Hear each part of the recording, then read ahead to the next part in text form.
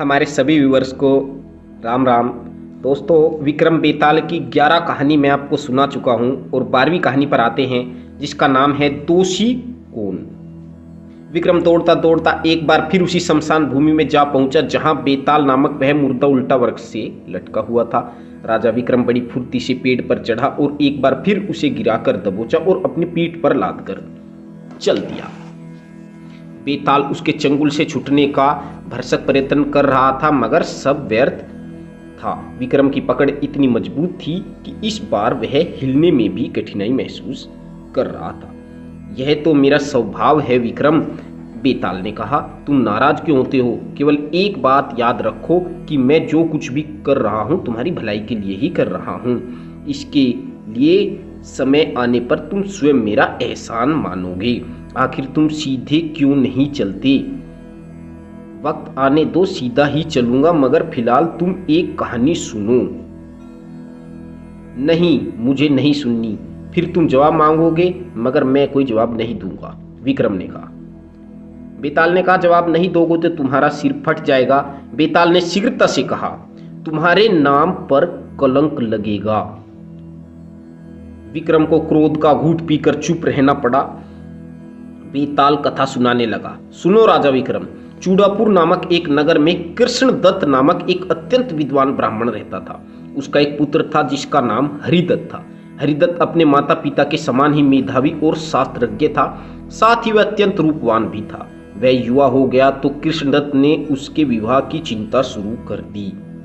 उसके योग्य कन्या की खोज शुरू कर दी, किंतु विधि की इच्छा ही कुछ ऐसी थी कि कृष्णदत्त अपने जीवन काल में पुत्र का विवाह न देख सका। उसका देहांत हो गया।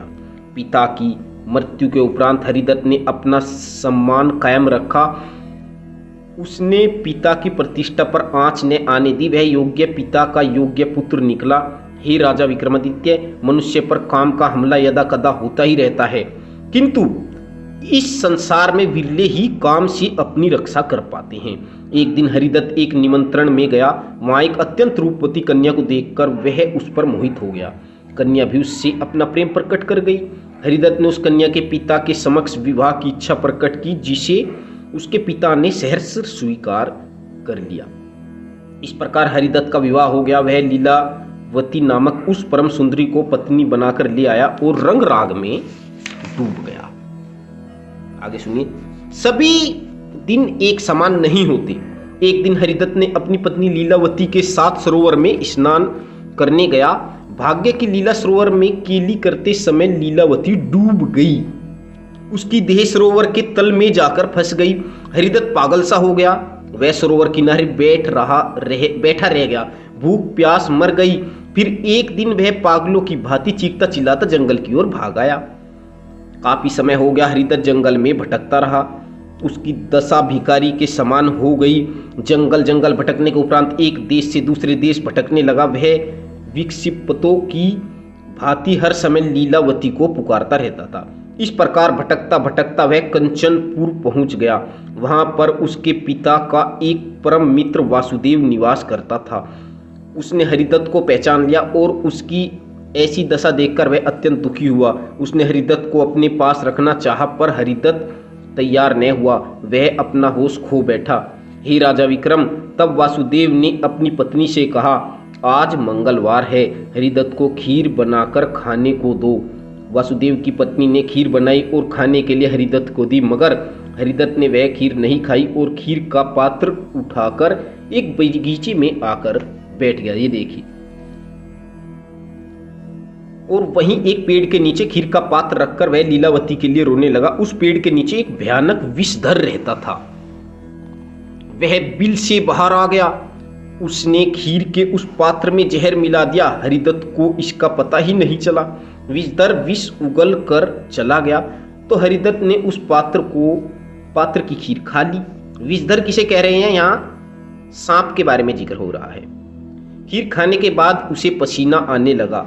उसका शरीर ऐंठने लगा। हरिदत्त समझ गया कि यह विष का प्रभाव है। वह भागकर दरवाजे पर आया, चीखने लगा, तुमने मुझे जहर दिया है, मुझे जहर दिया है। और वह वहीं दरवाजे पर गिर गया। उसका शरीर निष्प्राण हो गया। इस प्रकार का दृश्य देखकर वासुदेव घबरा गया। वह अपनी पत्नी को धिक्कारने लगा कि उसने ब्रह्म हत्या की है, हरिदत्त को खीर में जहर दे दिया है। यह आरोप सुनकर वासुदेव की पत्नी ने कुएं में कूदकर आत्महत्या कर ली है। आत्महत्या कर ली वासुदेव ने। हे राजा विक्रम, न्याय करो, इस आत्महत्या का पाप वासुदेव पर आया या नहीं? वासुदेव को इसका दंड मिलना चाहिए अथवा नहीं, या इसके लिए हरिदत्त जिम्मेदार है कि उसने अनजाने ही वासुदेव की पत्नी पर आरोप लगा दिया? तुम्हारा न्याय क्या कहता है? बेताल का प्रश्न सुनकर राजा विक्रम अपने होठ काटने लगा। बोला, इसमें किसी का दोष नहीं है। बेताल बोला, क्या सर्प भी दंड का भागी नहीं है? नहीं, विक्रम ने कहा, सर्प का तो काम ही है जहर निकालना, यह उसका स्वभाव है। तब कौन दोषी है? स्वयं हरिदत्त। उसको खीर का पात्र वहां नहीं रखना था, पर हरिदत्त भी दोषी नहीं है। क्यों? वह पागल हो गया था। विक्रम कह रहा है, वह पागल हो गया था, पागल को ज्ञान नहीं होता, इस कारण इसमें किसी का भी दोष नहीं है। कहकर विक्रम चुप रह गया। इस बार बेताल ने भयानक अट्टहास नहीं किया, वरन चुप रह गया। केवल इतना बोला, तुम ठीक कहते हो राजा विक्रम। राजा विक्रम उसे कंधे पर लादकर तेजी से शमशान की ओर चलता जा रहा था।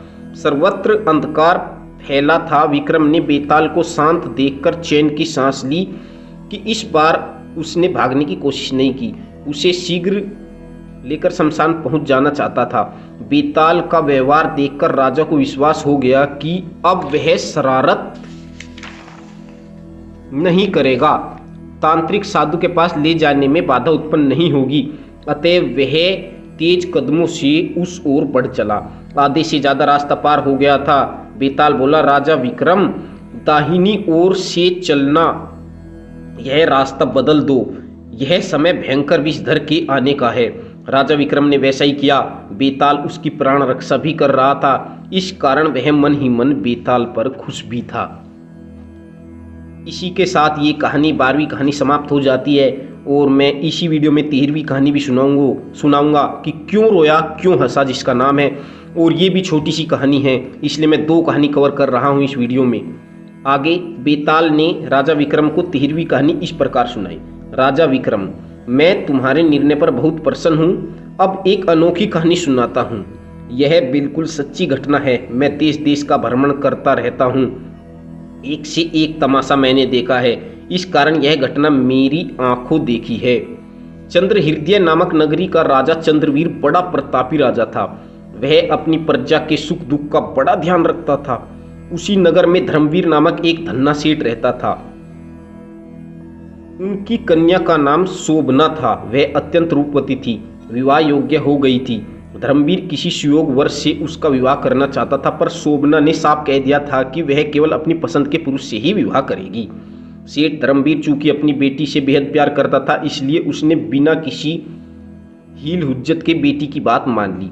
हे राजा विक्रम, एक समय ऐसा आया कि चंद्रहृदय नगर में चोरियां होने लगी।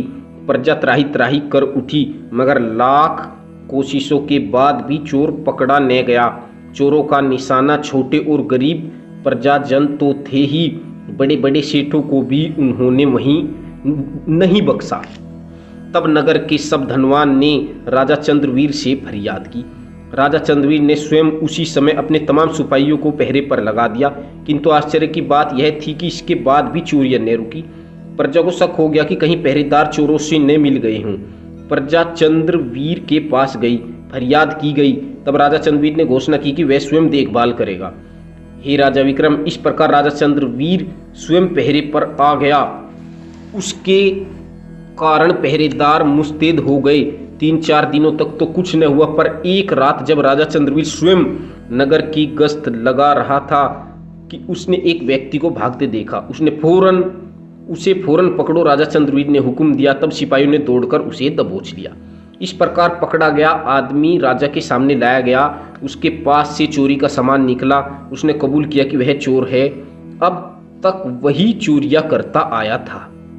राजा ने उसे हिरासत में भेज दिया। अगले दिन नगर में ढिंढोरा पिटवा दिया गया कि चोर पकड़ा गया, उसको कल सारे शहर में घुमाने के बाद फांसी पर लटका दिया जाएगा। चोर को राजा द्वारा पकड़ लिए जाने के समाचार पर सारी प्रजा प्रसन्न हो गई।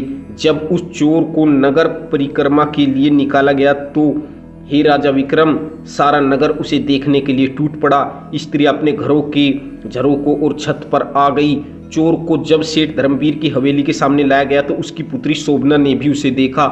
वह चोर को देखते ही उस पर मोहित हो गई। तुरंत दौड़कर धर्मवीर के पास गई और बताया कि वह उस चोर से विवाह करना चाहती है। बेटी की यह बात सुनकर सेठ धर्मवीर अवाक रह गया। यह तुम क्या कह रही हो बेटी? मैं जो कुछ भी कह रही हूँ अच्छी तरह सोच समझ कर कह रही हूँ पिताजी। मैंने उसको अपना पति मान लिया है, शोभना बोली। अगर वह फांसी पर लटक गया तो मैं सती हो जाऊंगी। धर्मवीर यह सुनकर घबरा गया। अपनी बेटी की ममता के वशीभूत होकर वह राजा के पास गया और राजा को सारी बात बताकर निवेदन किया कि वे चोर को छोड़ दे। राजा आश्चर्य से बोला, ऐसा कैसे हो सकता है? चोर को सजा तो मिलेगी, मेरी प्रजा क्या कहेगी? उधर शोभना अपने निश्चय पर अटल थी। धर्मवीर ने बहुत तेरा समझाया पर वह न मानी। शोभना की हट का समाचार पास पड़ोस में फैल गया। बात चोर के कान तक आई। जब उसने सुना तो वह रोने लगा। फिर सूली पर लटकने का समय आ गया। नगर के चौराहे पर उसको फांसी दी जाने वाली थी। उस दृश्य को देखने के लिए सारा नगर टूट पड़ा था। उसे सूली के पास लाया गया। ठीक इसी समय शोभना वहां आ गई। उसने बाल बिखरा रखे थे, वियोगिनी का वेश बना रखा था। ये देखिए दृश्य है। उसने घोषणा की कि चोर को वह अपना पति मान चुकी है, इस कारण उसके साथ सती होगी। हे राजा विक्रम, तब नगर के अनेक युवकों शोभना को समझाने लगे, मगर उसने किसी की भी बात नहीं मानी। वह तो अपनी जिद पर अड़ी थी। चोर को जब पता चला कि वह ठट्ठा हंस पड़ा कि वह सती होने वाली है, फिर उसे सूली पर लटका दिया। हे राजा विक्रम, शोभना अपनी घोषणा के अनुसार उस चोर की मृत देह को अपनी गोद में रखकर सती हो गई। उसने अपना वचन निभाया। यह अजूबा मैंने स्वयं अपनी आंखों से देखा है। इसके बावजूद मैं आज तक यह नहीं समझ पाया कि चोर शोभना के प्यार की खबर पाकर क्यों रोया, सती होने के इरादे पर ठट्ठा कर हंसा क्यों। उसे तो शोभना के प्यार की खबर पाकर खुश होना था और सती होने की सूचना पर रोना था। यह बात उल्टा कैसे हुई? तुम ही बताओ, इसका कारण क्या था? राजा विक्रम कुछ देर सोच विचार के बाद बोला, बेताल, गुणी की कीमत गुणवान ही करता है। जब चोर को यह पता चला कि मां सेठ धर्मवीर की पुत्री शोभना उससे प्यार करती है तो वह अपनी तकदीर पर रोया कि अगर शोभना का प्यार पकड़े जाने से पहले मिल जाता तो शायद वह सुधर जाता, एक भला आदमी बन जाता। सती की बात पर वह हंसा क्यों? बेताल ने पूछा। उसका कहना ठीक था। शोभना की मूर्खता पर उसको हंसी आई। मान न मान, मैं तेरा मेहमान। स्त्री की बुद्धि भी क्या होती है? शोभना की मूर्खता पर हंसा। उसका सती होना तिरिया चरित्र का एक हिस्सा था, इस कारण वह ठठाकर हंसा। मेरा तो यही मत है। तुम ठीक कहते हो राजा विक्रम। बेताल अट्ठास कर उठा। उसका भयानक अट्ठास उस सुनसान में दूर दूर तक बिखर गया। इसी समय वह पूरी ताकत से उछला और विक्रम के कंधे से उतरकर हवा में तैरता चला गया। विक्रम ने क्रोध में म्यान निकाली और तलवार निकाल खींच ली और तेजी से उसके पीछे पीछे भागा। और फिर वो बेताल वहीं अपने ठिकाने पर पहुंच गया और उस पेड़ पर लटक गया। और फिर से अगले वीडियो में राजा विक्रम उसे वहां से उठाकर लाएगा और एक नई कथा की शुरुआत होगी। आशा है दोस्तों आपको विक्रम बेताल की सीरीज अच्छी लग रही होगी। इसी तरह आप भी हमारा साथ देते रहिए। धन्यवाद।